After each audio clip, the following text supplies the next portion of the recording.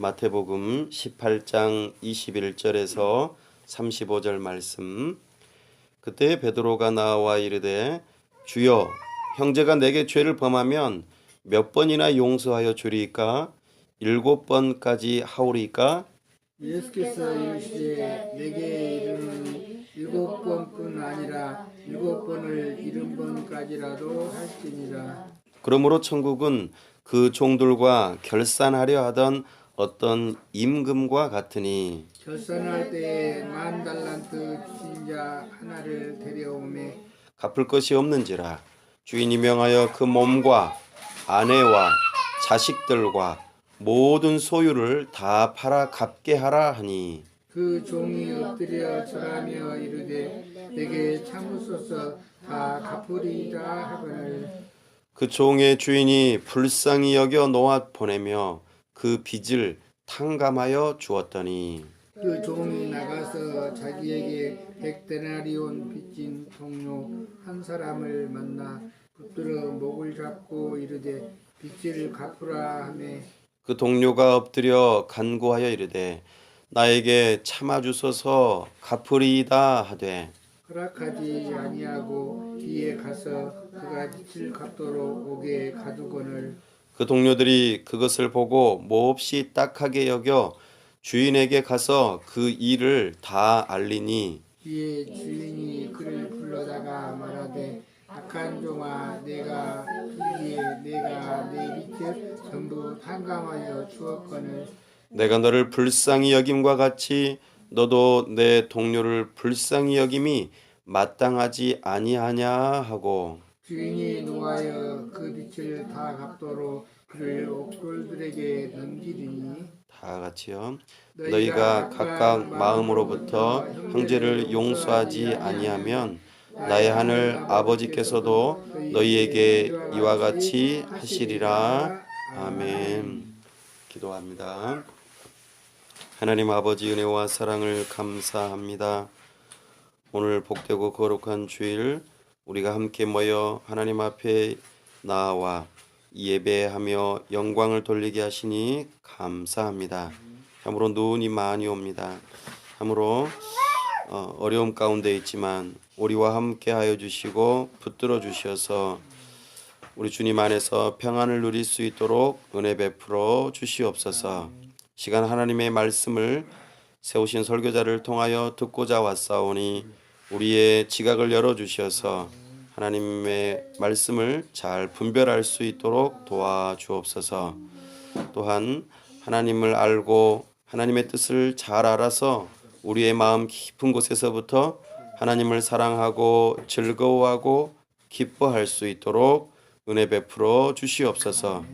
우리의 심령이 새로워져 이제는 우리의 의지를 하나님 앞에 드려 하나님의 말씀에 순종하고자 이 시간 결단하는 시간 될 수 있도록 도와주시옵소서.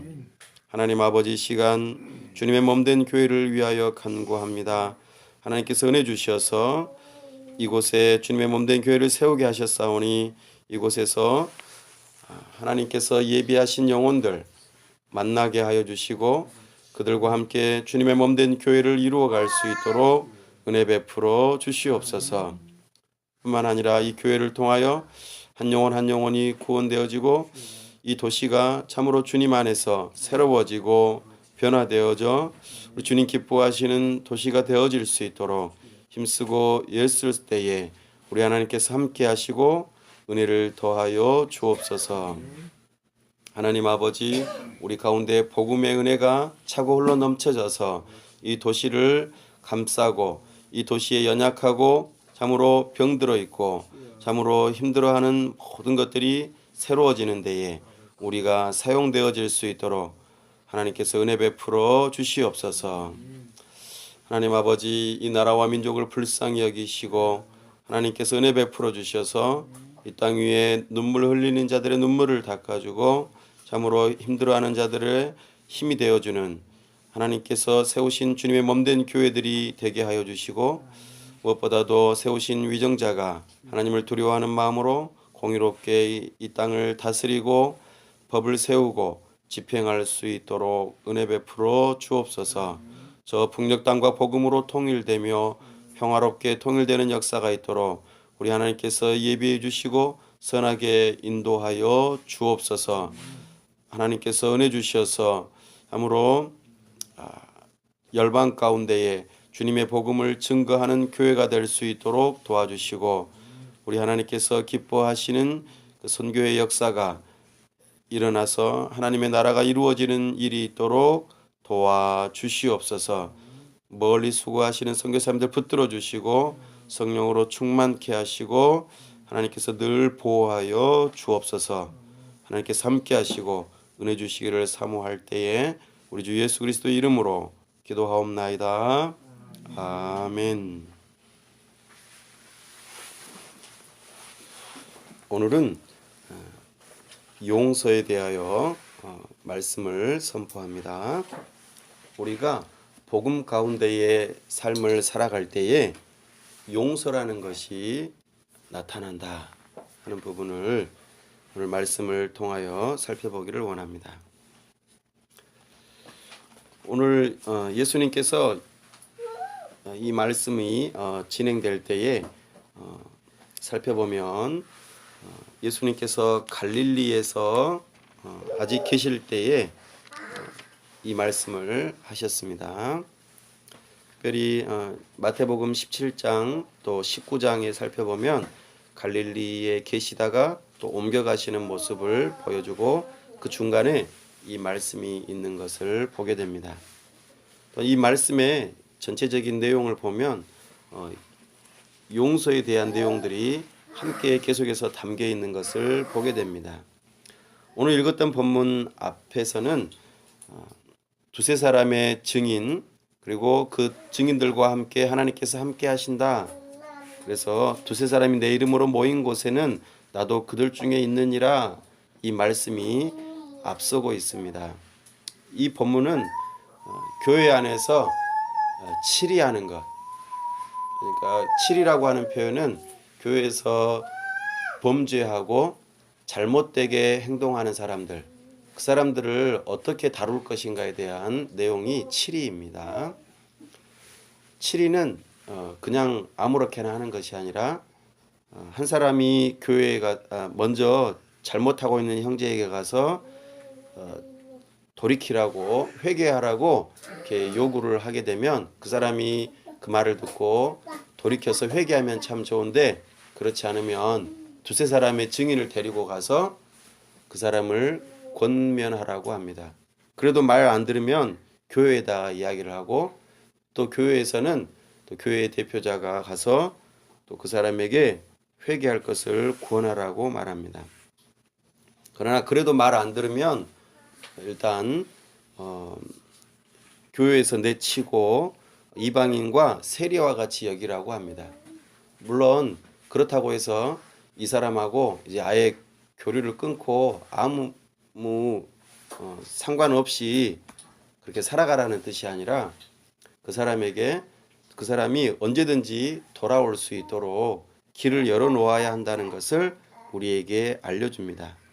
그래서 하늘에서 매이면 땅에서 매면 하늘에서도 매고 땅에서 풀면 하늘에서도 풀린다 이렇게 말씀하시면서 두세 사람이 증인되고 또 그래서 치리하게 되고 사람을 교회에서 밖으로 나가라고 말을 하는 그런 치리가 있긴 하지만 그 사람이 진심으로 회개할 때에 다시 받아주어야 할 것에 대해서 계속적으로 언급하고 있습니다.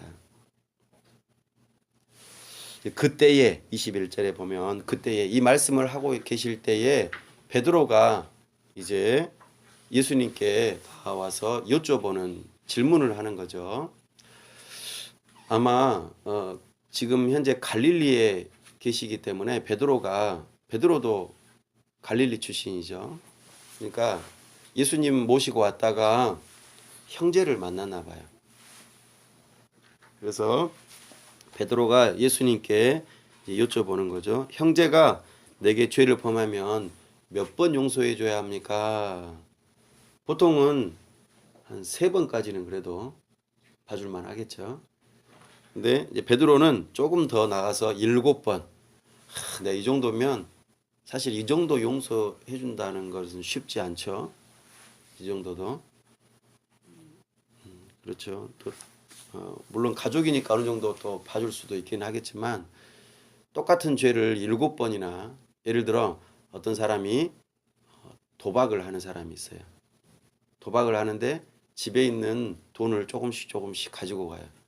근데 이제는 들켜가지고 나 이제 절대로 도박 안 할게요. 이렇게 말했는데 또 집에 있는 물건을 또 이제는 아예 훔쳐가지고 7번이나 그렇게 가지고 간다면 어떻게 생각하겠어요? 너는 이제 우리 집 식구가 아니다. 이제 내쫓겠죠. 이제 그런 의미입니다. 근데 7번까지 용서해 주면은 이제 더 이상 용서 안 해줘도 될까요? 하는 질문이겠죠. 완전히 나 용서를 이제 다 해줬다. 나 할 만큼 다 했다. 그런데 예수님께서는 뭐라고 하십니까? 7번 용서해 주는 것을 70번을 해줘라. 그러니까 7 곱하기 70은 490번을 용서해 줘라. 그럼 숫자를 헤아려야 될까요? 490번까지 용서해 주면 이제 491번째는 용서를 안 해줘도 된다는 뜻일까요? 그게 아니라 무한 용서를 해줘라. 무한 용서.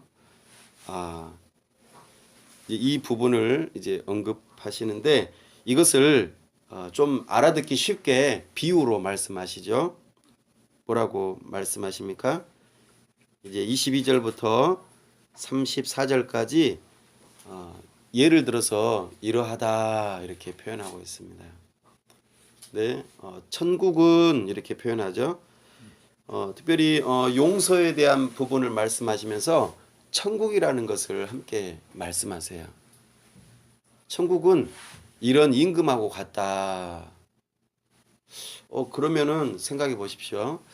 용서에 대한 부분, 그리고 천국, 그리고 임금. 이걸 볼 때에 천국은 누군가 다스리는 거죠. 나라니까요. 근데 어떤 임금이 있다 하는 것이고 천국에는 용서라는 것이 있다 하는 부분을 언급해주고 있습니다. 근데 우리가 주목해 볼 것은 앞서서 말씀드렸던 바와 같이 7이라고 하는 것은 교회 안에서 이루어지는 것이죠. 그렇다면 교회가 천국은 아니에요. 그죠? 교회가 천국은 아니지만 천국을 예고편으로 보여주는 것이죠. 그렇다면 천국이라고 하는 것 이것을 보려면 어디에 와서 봐야 돼요? 교회에 와서 봐야 된다는 것입니다.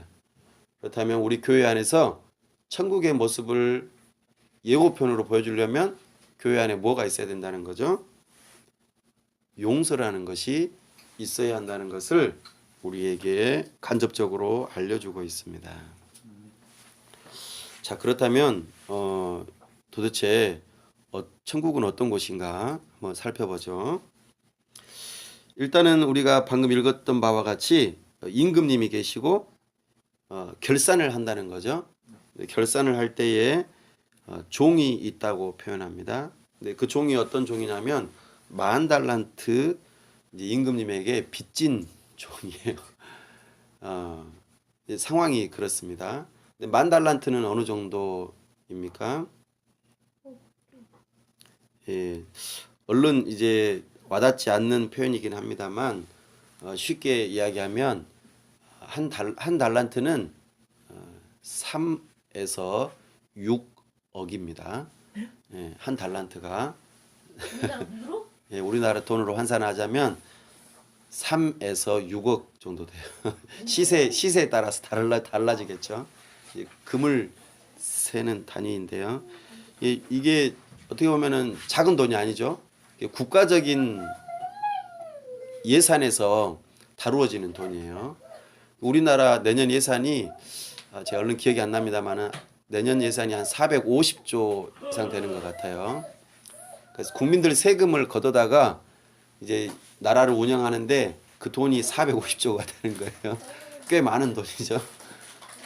그 돈을 이제 어디다 써야 될 것인가 예산을 편성하는데 진통을 많이 겪었습니다. 근데 이 종이 돈을 갖다 쓴 거예요, 지금. 아마 임금님의 종이니까 관리인 것 같아요.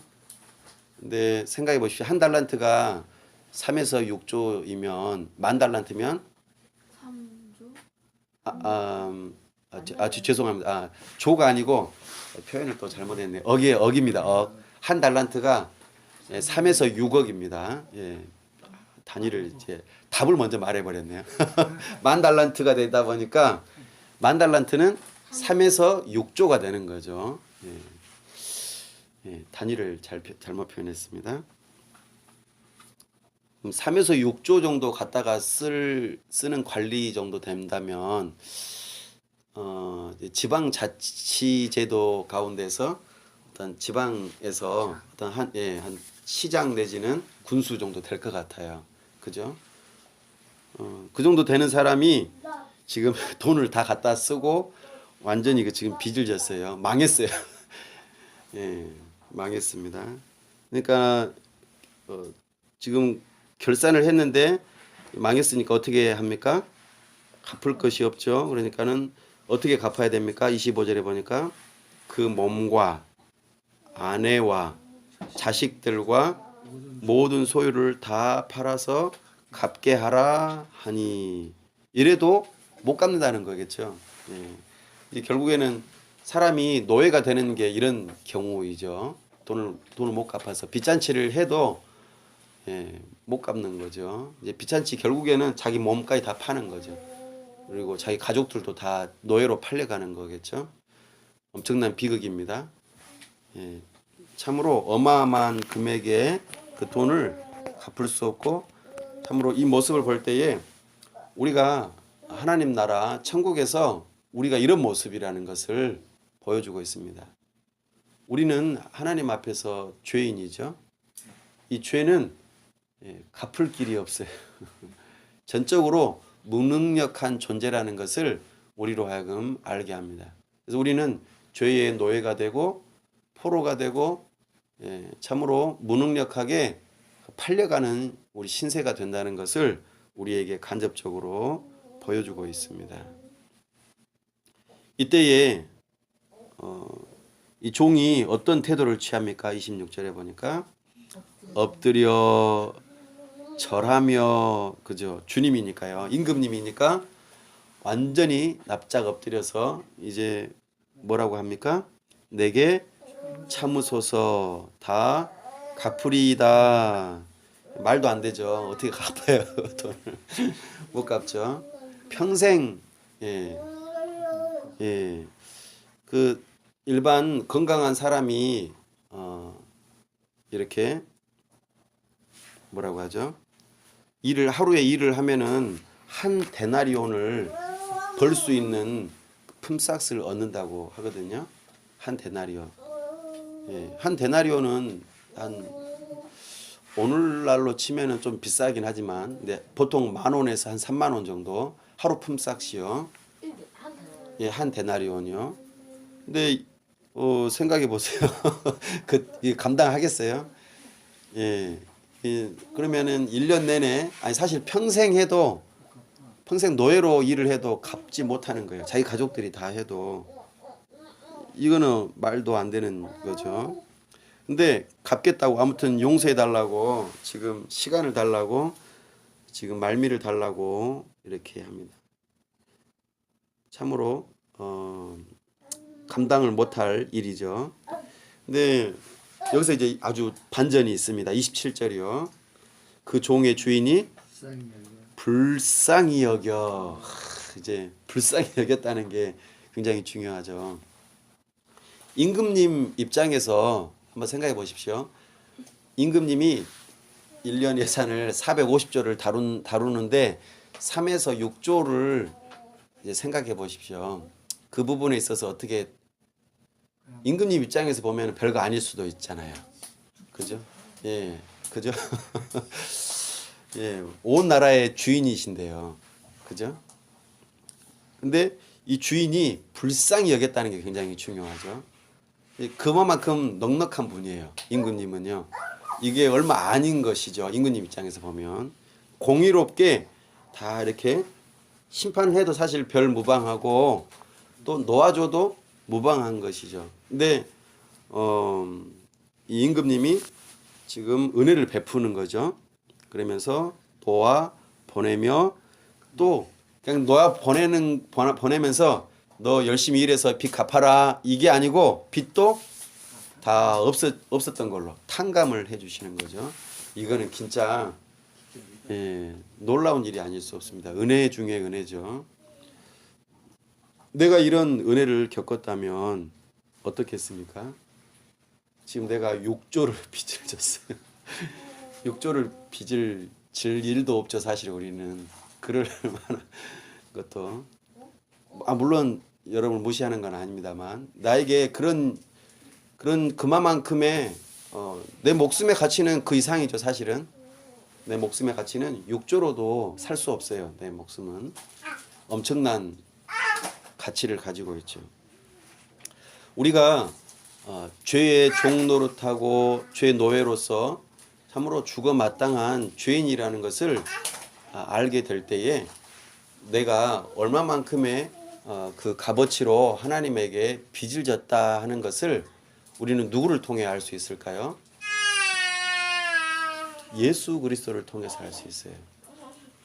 우리의 값어치도 6조 이상의 값어치로 생각을 하고 귀하게 여기잖아요. 그런데 우리의 이 귀하게 여기는 이 몸값을 대신해서 누가 이 몸값을 치러주셨죠? 예수님께서 예수님은 어떤 분이세요? 하나님이세요.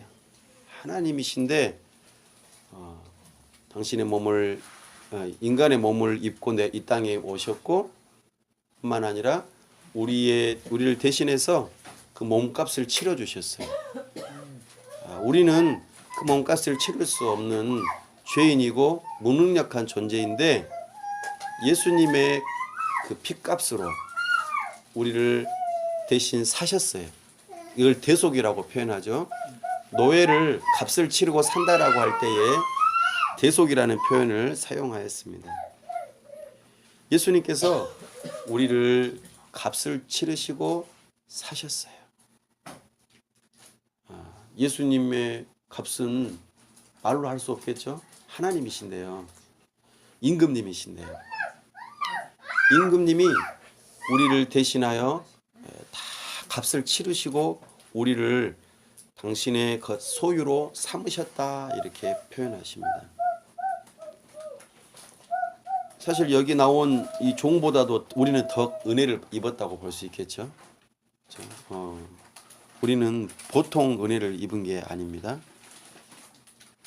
우리는 그래서 어떤 사람이 그렇게 표현하기를 우리는 우리의 값은 얼마라고요? 이제 얼마짜리? 우리 값을 매기면 예수님짜리. 그 예수님의 핏값이니까 예수님의 핏값만큼 우리가 귀하고 소중한 존재가 되었다라는 것을 우리는 이야기해 볼 수 있습니다. 근데 이런 사람이 이제 얼마나 기쁘겠어요. 근데 이제 궁궐에서 나가면서 근데 누구를 만났어요? 자신에게 빚진 사람을 만났어요. 내가 좀 잘 나갈 때에 사람에게 돈도 좀 꿔줬나 봐요. 그죠? 3에서 6조를 다루는데 어떤 사람에게 돈을 꿔줬나 봐요. 근데 그 사람이 얼마나 지금 빚을 졌어요? 100데나리오. 1데나리오는 하루 품삯이라고 그랬죠. 그럼 100데나리오면은 100일을 일해야지 얻을 수 있는 그 돈이죠. 그러면은 뭐 우리 돈으로 많이 쳐줘서 하루 품삯을 5만 원으로 한번 쳐줘 봅시다. 일당을요. 그러면은 100데나리온이면 얼마요? 10데나. 자, 1데나리온은 5만 원이면 10데나리온이면은 50만 원. 100데나리온이면은 500만 원 빚진 거예요. 500만 원도 크죠. 근데 500만 원 빚진 사람을 이제 만났어요. 그럼 어떻게 해야 돼요? 빚진 동료를 딱 만나니까는 붙들어서 어디를 잡아요? 멱살을 잡았어요. 아, 임금님은 멱살은 안 잡았어요. 그죠? 임금님 멱살 안 잡았는데 이 사람은 딱 만나서 붙들고 멱살을 잡았어요. 그리고 똑같이 임금님처럼 똑같이 말하죠. 뭐라 그래요? 빚을 갚으라. 그러니까는 그 동료가 똑같이 엎드려서 간구하여 이르되 나에게 참아주소서 갚으리이다 하되. 자, 500만 원 정도면 어떻습니까? 내가 1년 동안 한 1년 말고 2년 내지 3년 정도 일하면은 갚을 수 있겠죠? 근데 이 사람 어떻게 해요? 30절에 보니까 반전이 안 일어났어요. 여기서는 반전이 안 일어나고 허락하지 아니하고 이에 가서 그가 빚을 갚도록 옥에 가두거늘. 옥에 가두면 빚을 못 갚죠. 여기가 그 가족들에게 갚으라고 하는 거겠죠. 이제 일을 해서 갚아야 되는데 아예 일할 기회도 안 주는 거죠. 그리고 어렵게 그 가족들이 어떻게 해서든 갚아내라는 그런 의미인 것 같기도 하고, 그러니까 멱살도 잡았죠. 또 용서도 안 해줬죠. 갚을 기회도 안 주는 거죠. 그러니까 이 사람은 아주 악한 것 같아요. 그죠? 아주 악한 것 같아요. 그러니까 이 종이 얼마나 악하게 행했는지 31절에 보니까 그 동료들이 아마 이제 관리들이었으니까, 그죠? 관리이고 또 여러 이렇게 그 동네에 사는 사람들이니까 알겠죠?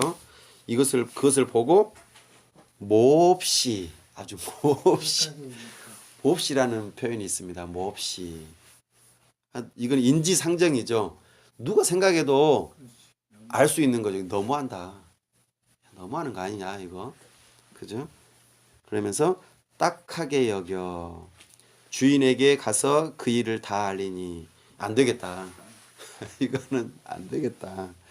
이렇게 해서 알려주는 거죠. 이 주인이 그를 불러다가 이제 소환합니다. 다시 소환하죠. 지금 천국이 어떠하다라고 하는 부분을 언급하고 있습니다.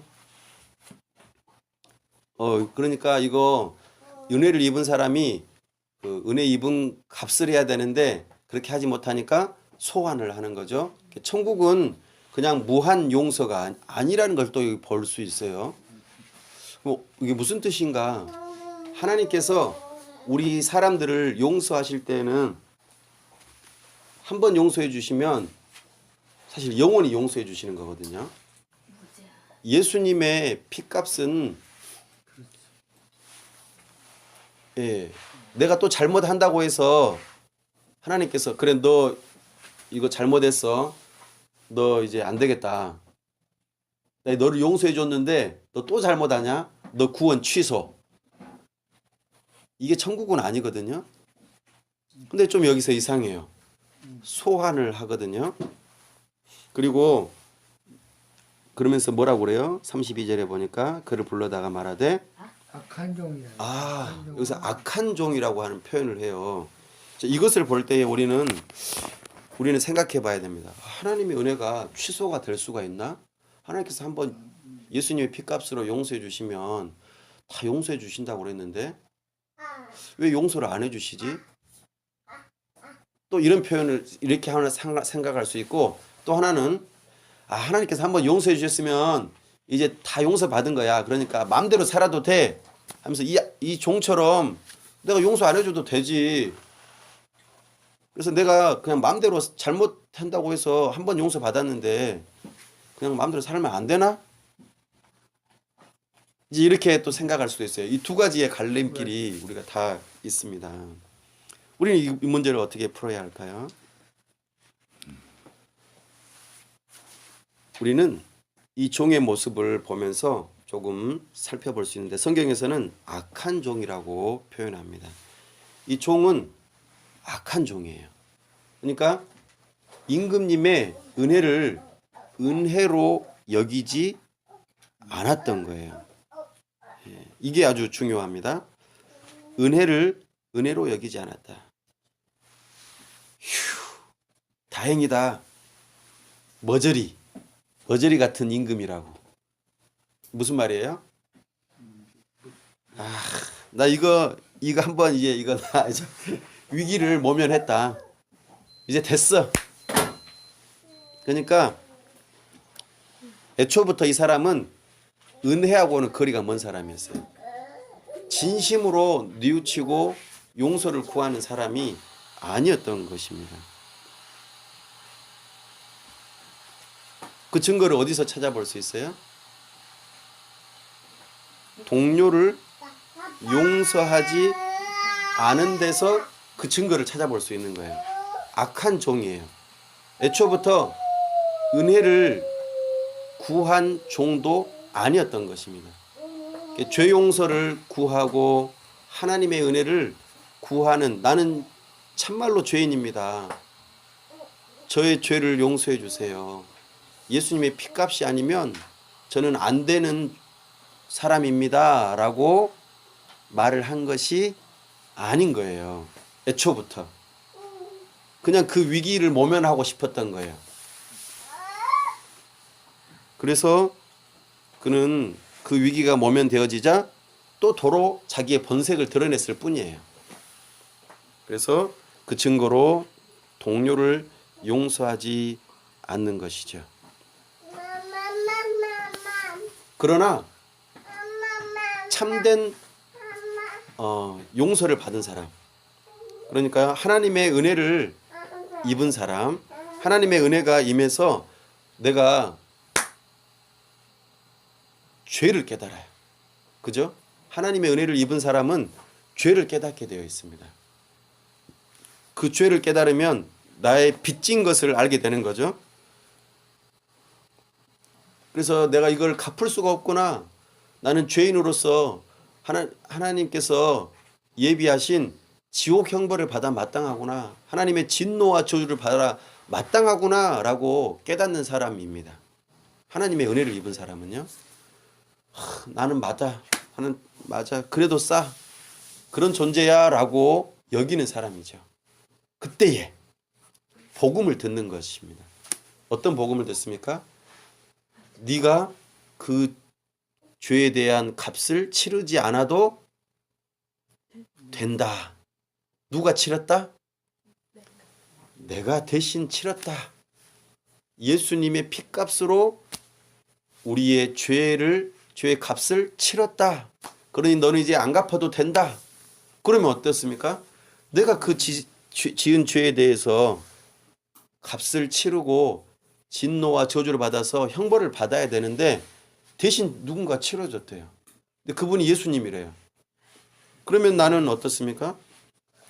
하하하하, 이제 이 위기를 모면했다. 아하하, 이렇게 하는 게 맞나요? 하나님의 은혜를 입은 사람은 이 용서해 주신 것에 대해서 감사하고 찬송하고, 내가 이 갚을 수 없는 이 은혜를 내가 입었다. 그래서 하나님의 그 복음을 듣고 이제는 내가 기뻐해야겠죠. 감사하고 찬송하고 날마다 하나님의 은혜를 찬송하고, 날마다 이 임금님에게 가서 인사해도, 날마다 가서 인사해도 사실은 참 부족하죠. 날마다 그 돈을 갖다 드려도 갚을 길이 없잖아요. 평생 해도. 그러니까 죽을 때까지 내가 감사합니다. 이렇게 말해도, 이게 우리로 말하자면 날마다 예배를 해도 부족한 거예요. 주중에 한번 예배하는 것으로 부족해 한 것이죠. 일요일 날 한번 예배했으면 됐지. 뭔 또 예배한대요. 날마다 성경 꼭 읽어야 된대요. 생각해 보세요.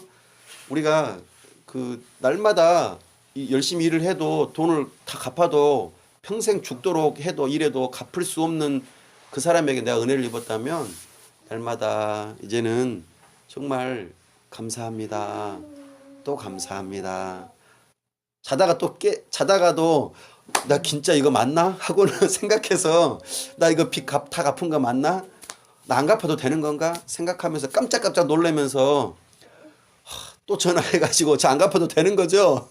이러면서 감사하다고 또 때를 따라서 뭔가 좀 약소하지만 내가 내 마음을 담아서 선물을 드리면서 이렇게 은혜를 표하는 게 맞겠죠. 예, 바꾸어서 말해보면 우리가 하나님께서 우리에게 예수 그리스도의 피값으로 우리의 모든 죄를 다 대신 갚아주셨는데 그 하나님의 은혜가 감사해서 매일매일 감사하고 찬송하고 예배하는 게 너무하는 일인가요? 주일에 한 번씩 예배하는 게 너무한 일인가요? 귀찮다. 아니 꼭 매일매일 해야 되는 거냐고. 주일날 한 번만 하면 됐지. 1년에 한 번 하면 됐지. 부활절이나 성탄절에 가서 한 번씩 그 감사하다고 표하면 됐지. 그죠? 꼭 이렇게 해야 되는 건가? 너무하는 거 아닌가? 이렇게 생각한다면 이거는 아닌 거죠. 생각해 보십시오. 근데 우리는 참으로 이 죄를 깨닫고 또 이 죄에 대한 값을 치러야 되는데 예수님께서 대신 치러 주셨다. 이것에 대한 감격, 감사, 기쁨 이거는 날마다 해도 사실은 부족하죠. 근데 이 은혜를 받은 사람이 있다면 그죠? 이제 어떻게 해야 될까요? 자연스럽게 이것이 이제는 이 은혜가 막 흘러 넘쳐야 돼요. 흘러서 넘쳐가지고 어디로 가야 될까요? 주변으로 사람들에게 이웃들에게 이제 흘러가야 되는 것을 오늘 지금 이야기하시는 거예요. 그러니까 진정으로 구원받은 사람, 예수님을 믿는 사람, 하나님의 자녀는 이 하나님의 은혜가 넘쳐서 이것이 이웃으로 흘러가야 된다는 것을 오늘 예수님께서 말씀하시는 거예요. 착한 종, 좋은 종이라면 나에게 빚진 사람이 있다면 내가 누군가에게 뭔가를 해주고 뭔가 했는데 그들이 제대로 뭔가 안 했어요. 나에게 잘못을 해요. 나에게 해코지를 하고 그죠? 이렇게 그냥 단순하게 돈 문제가 아니라 나를 해치려고 하고 나를 힘들게 하고 어렵게 하는 사람들이 있어요. 어떻게 해야 될까요? 하는 것입니다. 이것도 큰 어려움이죠. 근데 내가 하나님으로부터 용서를 받았다고 하는 이 죄의 크기가 어느 정도 크게 여기느냐에 따라서 상대를 대할 때에 용서를 해줄 수 있느냐 해줄 수 없느냐의 문제로 다가온다는 것입니다. 사도 바울 생각해 보세요. 사도 바울은 날마다 뭐라고 자기를 고백했습니까? 나는 죄인 중에서도 괴수라고 그랬어요. 이게 무슨 표현입니까? 괴물. 예, 그러니까 죄인 중에서도 최고로 으뜸 죄인이라고 지금 이야기하는 거죠. 자기 사람은. 그러니까 하나님의 은혜를 입은 사람은 이 정도로까지 생각을 하는 거예요. 자기 자신이 어느 정도 은혜를 입었는지. 나는 10,000달란트 빚진 자였다라고 여기는 거예요. 근데 예를 들어 나는 하나님 앞에 한 1데나리온 빚진 자라고 여겨보세요. 그러면 내가 갚을 수 있다고 생각해요. 그러면 나에게 잘못하는 사람들을 용서할 수가 없는 거예요. 그러니까 하나님의 은혜를 입은 사람, 구원받은 사람, 교회, 내가 성도라고 말을 하는 사람은 이 기쁨이 흘러넘쳐서 이웃을 용서하는 자리로까지 가야 한다 하는 것입니다. 근데 우리가 고민되죠. 이때 상대가 은혜를 막 이렇게 여기 이 종처럼 100데나리온 빚진 자처럼 용서를 구하지 않아요. 이럴 때는 어떻게 해야 되죠?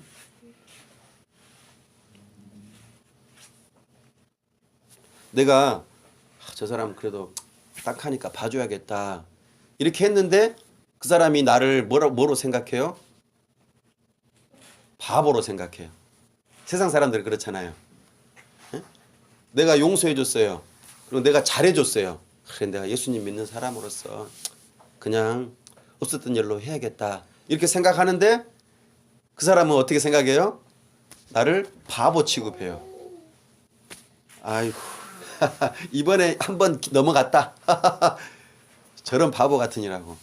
이렇게 나를 여기면 어떻게 되겠어요? 다시 그 사람에게 은혜를 베풀어야 될까요? 오늘 성경에서는 은혜를 베풀지 말라고 그래요. 그죠? 임금님이 그 사람 다시 붙들어다가 오게 가둬버리잖아요. 예. 그러니까 우리가 은혜를 베푼 사람이 그 은혜를 은혜로 여기지 않을 때에는 우리는 그 사람하고는 이제 멀어질 수 있어요. 그러나 그 사람이 진심으로 나에게 뭔가를 이제 관계가 회복되기를 원할 때에는 받아줘야겠죠. 그러나 그렇지 않을 때에는 아닙니다. 그러나 우리가 지금 여기서 말씀하셨듯이 어떠한 일이 있어도 용서하고 또 용서하는 이 부분이 사실 쉽지가 않아요. 그러나 예수님께서는 또 그런 관계가 되어야 할 그런 상황이 되면은 또 용서해 주라는 거예요.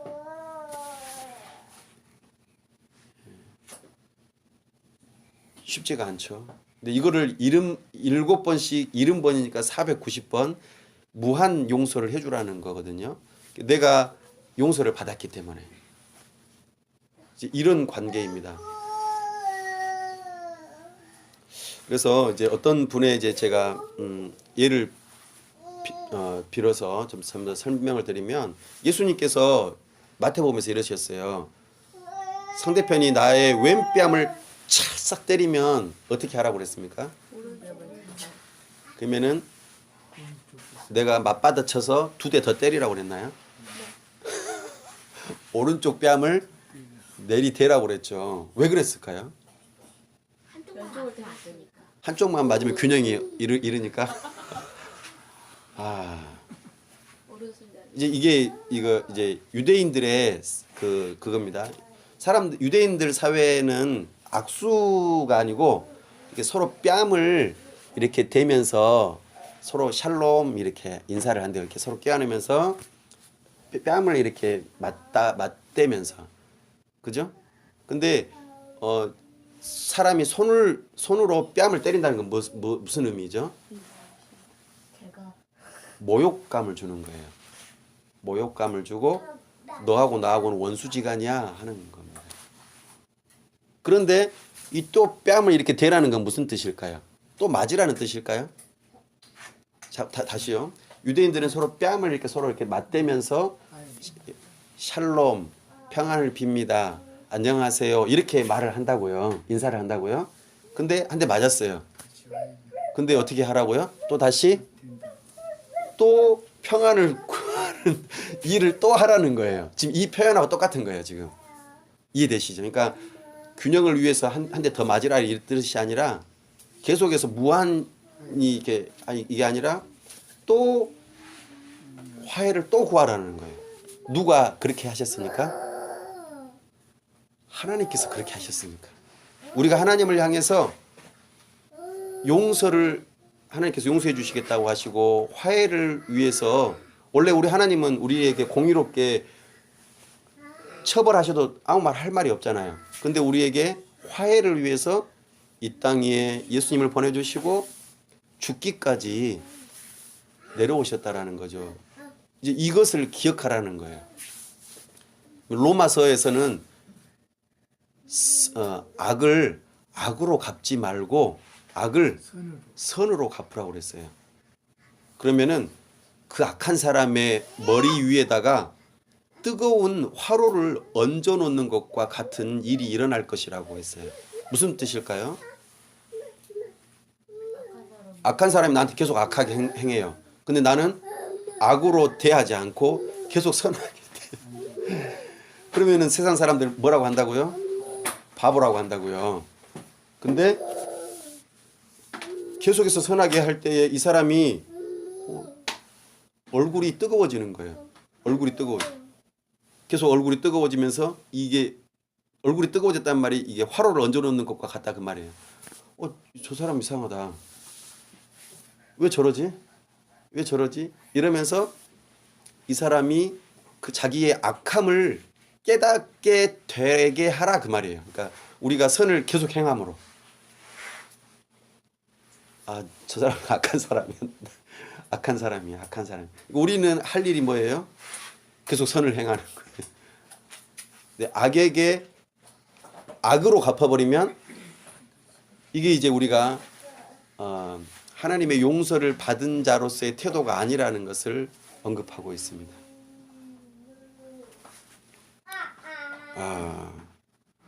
이게 쉬운 일일까요?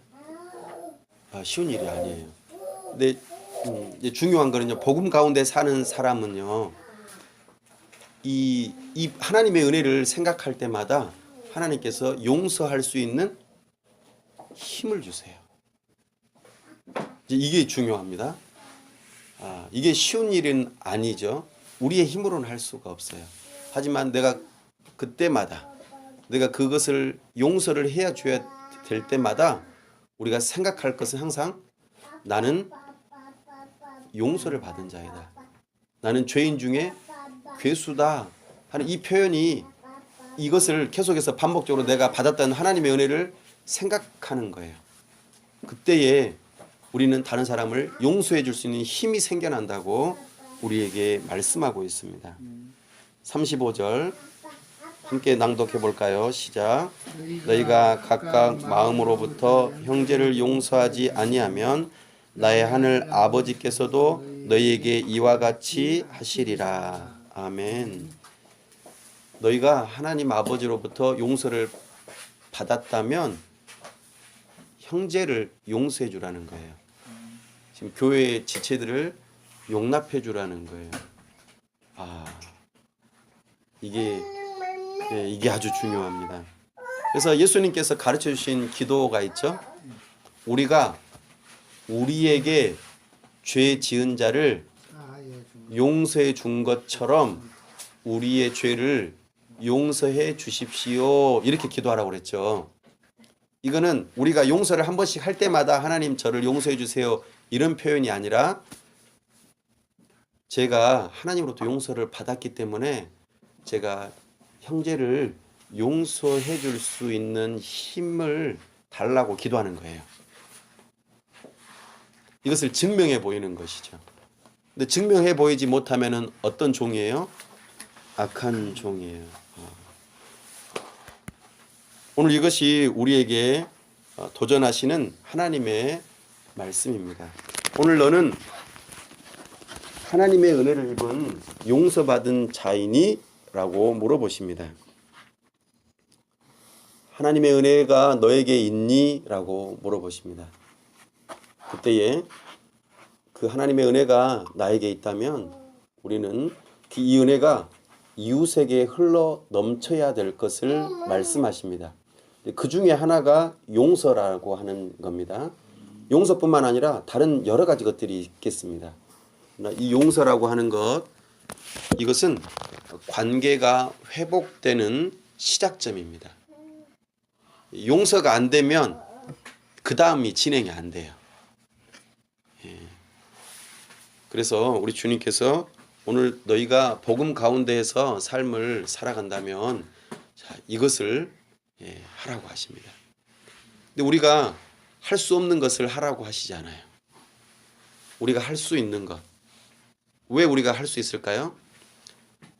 복음 안에서 거듭난 사람은 성령 하나님께서 우리의 의지를 새롭게 하세요. 의지라고 하는 것은 무언가를 하기로 뜻을 세우는 것을 말해요. 내가 나의 의지를 하나님께 드리는 것을 말해요. 이것을 거듭난 사람은 할 수 있어요. 이제 거듭나지 않은 사람은 못해요. 거듭나지 않은 사람은 할 수가 없습니다. 하지만 거듭난 사람은 할 수 있는 의지가 생겨요. 물론 쉽지는 않아요. 절대 이 일은 쉽지 않습니다. 결코 쉽지 않아요. 그렇기 때문에 하나님의 도우심을 구하고 그렇게 실천하라고 우리에게 말씀하십니다. 누가 하셨으니까요? 예수님께서 하셨으니까. 예수님께서 하셨잖아요. 하나님께서 우리에게 보여주셨잖아요. 우리 힘으로는 할 수 없지만 저는 성령의 능력으로 우리가 순종할 수 있는 것입니다. 안 될 때마다 우리는 하나님의 도우심을 구하는 기도를 하는 거죠. 하나님 도와주세요. 또 그게 안 됐을 때에는 하나님 제가 이렇게 못했습니다. 저를 용서해 주세요.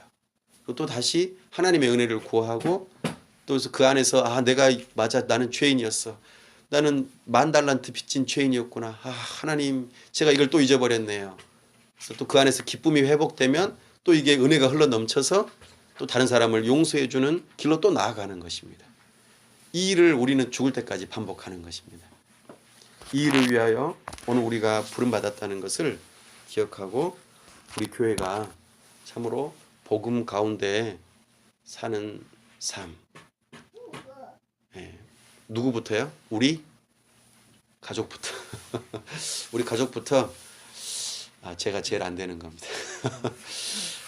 우리 가족부터 용납하고 이해를 제가 잘 이해력이 많이 떨어졌어요. 가족의 형편을 이해를 못하고 그를 용납하지 못하고 우리 자녀들을 용납하지 못하고 벌써부터 제 의의를 나는 의롭다. 내가 잘못한 건 없다. 나는 의인이다 이러면서 벌써 우리 가족을 정죄하기 시작하더라고요.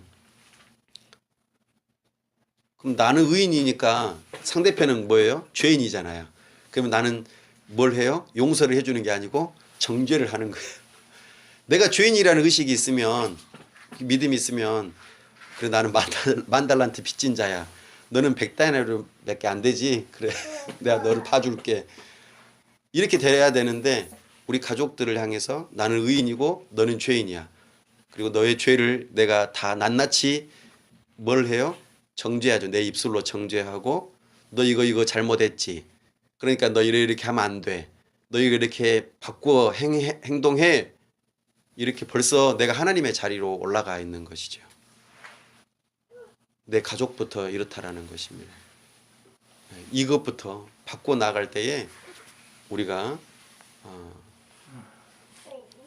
용서가 실천이 되는 것이겠죠. 우리 직장에서 우리 이웃 가운데 이 일을 위해서 화목하게 하는 자로 화평하게 하는 자로 우리를 부르셨다는 것. 화평하게 하는 자는 복이 있나니 저희가 하나님의 아들이라 일컬음을 받을 것이요. 우리는 하나님의 아들, 딸로 그렇게 일컬음 받는 하나님의 사람들이 다 될 수 있기를 간절히 바랍니다. 기도하겠습니다. 하나님 아버지 은혜와 사랑을 감사합니다. 하나님의 은혜로 말미암아 죄인 되었던 우리를 살려주시고 죄 용서받게 하시고 하나님의 자녀 삼아주시고 참으로 놀라운 은혜를 베풀어 주심을 감사합니다. 10,000달란트 빚진 자와 같이 참으로 참담한 자였는데 하나님의 은혜를 입었습니다. 이 은혜를 우리가 생각할 때에 기쁨과 감사와 찬송과 영광을 돌려드립니다. 그러나 우리는 시시때때로 이 놀라운 은혜를 잊어버리고 참으로 내가 의인이다. 그리고 상대편은 죄인이다 정죄하며 사람을 용납하고 용서하고 끌어안아주는 이 일이 참으로 안 됩니다. 주여 불쌍히 여겨 주옵소서. 다시금 우리에게 은혜를 허락하여 주옵소서. 하나님의 은혜로 말미암아 제 자신을 더욱더 분명히 보게 하여 주시고 하나님의 주신 그 은혜에 감격하고 기뻐하며 그 은혜가 흘러넘쳐 나의 가족부터 또 나의 이웃부터 나의 직장에서 나의 삶의 영역에서 이 삶들을 살아갈 수 있도록 복음 가운데에서 용서하는 삶을 살아갈 수 있도록 도와주옵소서.